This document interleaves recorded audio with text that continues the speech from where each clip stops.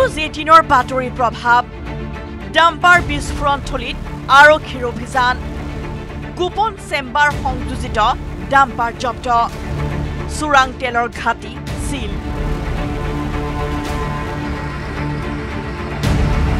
নিশা শিৱসাগৰৰ সিংহদুৱাৰৰ ডাম্পাৰ বিস্ফোৰণস্থলীত দণ্ডাধীশসহ শীৰ্ষ আৰক্ষী বিষয়া চলালে অভিযান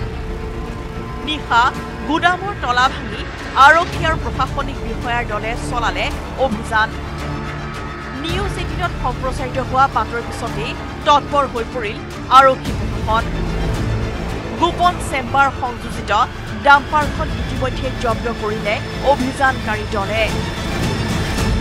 অৰ্ধনিৰ্মিত আৰচিচি ঘৰটোৰ তলত নিৰ্মাণ কৰা গোপন চেম্বাৰৰ পৰা সংগ্ৰহ কৰা হ'ল খাৰুৱা তেলৰ নমুনা এই তেলৰ নমুনা প্ৰেৰণ কৰা হ'ব ফৰেনচিক পৰীক্ষাগাৰলৈ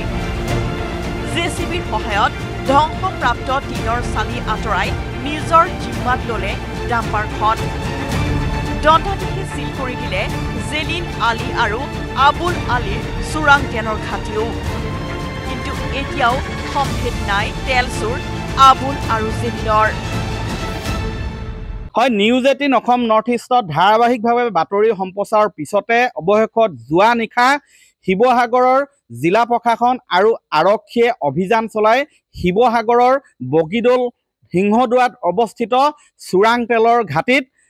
গুদাম সিল কৰিছে ঘাটিটো সিল কৰিছে আৰু মই দেখাইছো এখন ডাম্পাৰো জব্দ কৰিছে কিন্তু গাড়ীসমূহ জব্দ কৰিলে বা হে গোদামটো সিল কৰিলে ঘটনা শেষ নহয় কাৰণ ইয়াৰ পূৰ্বতে আমি বহুতবাৰ পাইছো বেদবাৰীত এটা যুৱকে আসলতে তেল চোৰাং তেল চুৰ কৰি থকা অৱস্থাত টেংকিত পৰি পেলাই মৃত্যুবৰণ কৰিলে দিচাংমুখত তেনেকুৱা এটা ঘটনা হ'ল তেনেকুৱা ঘটনা বহুত আছে তাৰ পিছতো জিলা প্ৰশাসনে এই ক্ষেত্ৰত কিন্তু ফলপ্ৰসূ ব্যৱস্থা গ্ৰহণ কৰা আমি আজি কোপতি দেখা নাই